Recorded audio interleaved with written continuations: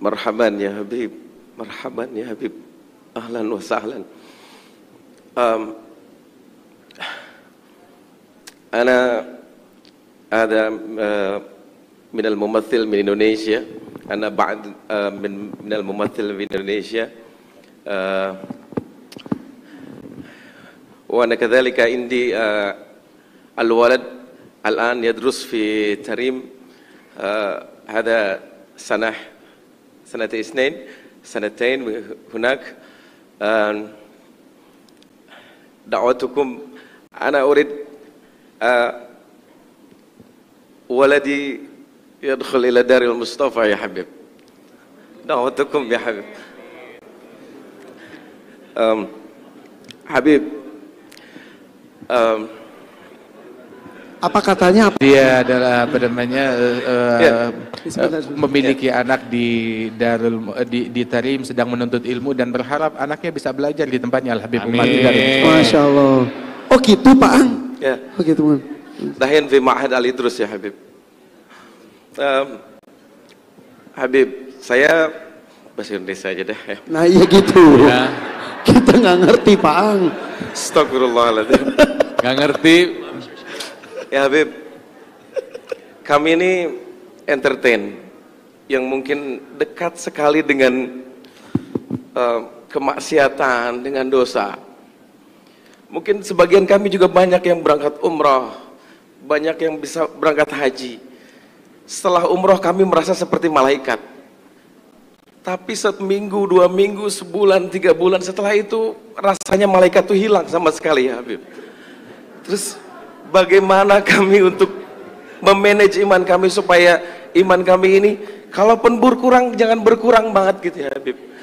Bagaimana cara memanage? Karena satu sisi dengan datangnya Habib datang ke sini ini wallahu rabbul Ka'bah ya Habib, ini menambah kecintaan kami sama Rasulullah kepada Habib, ini menambah kecintaan kami sama Rasulullah. Berikan kami amalan atau cara bagaimana kami memanage iman kami ya Habib. Oke. Syukran ya Habib. Assalamualaikum. Assalamualaikum. Oh iya Habib. Satu ada permintaan lagi. Kalau boleh Habib jangan setahun sekali datang ke sini. Tapi kalau boleh Habib datang setiap hari ke kami ya Habib. Nahnu nuhibbukum ya Habib. Nahnu nuhibbukum ya Habib. Allahumma salli, Allahumma qalbi mustaqil tarim. Salak bijahil Habib, salak bijahil Habib. Ziarah tarim, ya tarim mu'alaha, ya tarim mu'alaha, ya tarim mu'alaha. Assalamualaikum warahmatullahi wabarakatuh. Waalaikumsalam warahmatullahi Habib Jindan, punten diberitahu Habib Umar bahwa beliau ini adalah salah satu vokalis, salah satu band besar di Indonesia. Nama bandnya Wali. Wali, Habib.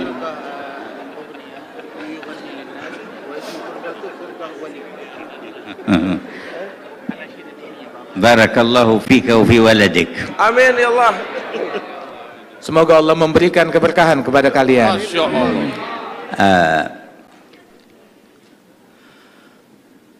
ما ذكرتموه فإن ذاكر الله في الغافلين بمنزلة الصابر في الفارين، والذي يستمسك بطاعة الله في موضع يعصى فيه يكون أجره كبير. Apa yang engkau sebutkan itu disebutkan oleh Rasul Shallallahu Alaihi Wasallam tentang fadilahnya orang yang ingat kepada Allah di tengah khalayak yang lupa kepada Allah Ta'ala. Maka orang yang ingat dan berzikir kepada Allah di tengah halayak tersebut, itu ibaratnya bagaikan orang yang tetap teguh berjihad di jalan Allah di tengah orang-orang yang kabur melarikan diri daripada perjuangan dan jihad tersebut. Dan pahalanya besar sekali orang itu. لا تجر المعصية ولا تجر نفسك على المشاركة فيها وتمنى للعاصي أن يكون من التائبين والمهتدين. Kita jangan pernah menyetujui suatu kemaksiatan dan jangan pernah ridha akan suatu kemaksiatan pada diri kita ataupun pada orang lain, akan tetapi juga sebisa mungkin kita membimbing orang lain, merangkul orang lain untuk lebih dekat kepada Allah Subhanahu wa taala dan menempuh jalan hidayat dan tertarik kepada kebaikan.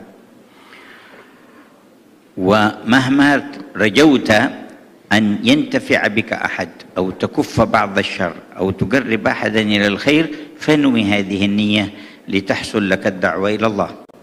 Dan manakala engkau bisa menarik seseorang kemudian ataupun melakukan daripada kebaikan-kebaikan tersebut, niatkan apa yang kita lakukan ini di dalam profesi kita itu menjembatani sebagai media untuk berdakwah di jalan Allah Subhanahu wa taala. وإذا لم يتيسر لك شيء من ذلك وخفت على نفسك فرتب لنفسك ترتيب أن تكون في مكان لا خوف عليك فيه. Apabila kita dalam posisi kita bisa melakukan itu, keberadaan kita di tengah-tengah mereka bisa menjadi dakwah, mengajak orang untuk menjadi lebih baik, maka alhamdulillah. Tapi kalau tidak bisa, malah kita terbawa menjadi insan yang lebih buruk, maka hendaknya kita menghindari daripada situasi-situasi yang demikian. أما التوبة إلى الله فلا تبخل بها عن نفسك ولا تتقاعس عنها ولا تتكاسل، فإنه ما مراد عدوك منك في إيقاعك في المعصية إلا بعدك عن الله تبارك وتعالى، وما مراد الله من فتح باب التوبة إلا خذل عدوه وتقريبك إليه. فكما أنك عدت إلى الذنب فعد إلى التوبة ولا تكسل عن ذلك واستمر، فإذا علم الله فيك الصدق جاء وقت يحول بينك فيه وبين المعاصي ويوفقك للثبات. Adapun untuk bertaubat dan kembali kepada Allah Subhanahu wa taala, maka jangan pernah berhenti ataupun menjadi malas-malesan untuk taubat dan selalu kembali kepada Allah Subhanahu wa taala, sebanyak apapun dosa kita dan kesalahan kita, dan sesering apapun kita balik lagi kepada kemaksiatan.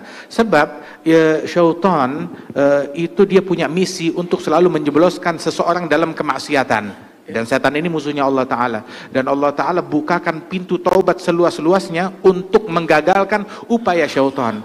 Maka sebagaimana seseorang sering kali, berulang kali balik bikin dosa lagi, udah taubat bikin dosa lagi, maka juga bikinlah berulang kali selalu bertaubat kepada Allah Subhanahu wa taala. Sebanyak apapun kita terpuruk dalam kemaksiatan, maka perbanyak selalu taubat kita kepada Allah Ta'ala. كما أراد عدوك أن يخزيك بمعصية ربك فأخزه أنت بالتوبة إلى ربك. Sebagaimana musuh kita syaitan ingin menghinakan kita dengan maksiat kepada Allah, maka hinakan dan kecewakan syaitan dengan kita bertaubat lagi kepada Allah Ta'ala.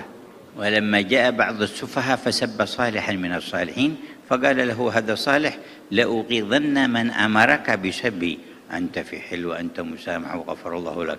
قال أنا الآن أغضت الذي أمرك بسبي وهو الشيطان. Ketika seseorang mencaci maki seorang soleh dengan cacian yang sangat provokatif, maka orang yang soleh tersebut yang dicaci maki, dia berkata kepada si pencaci itu, sungguh saya akan membuat kesal dalang yang memprovokasi engkau untuk mencaci saya.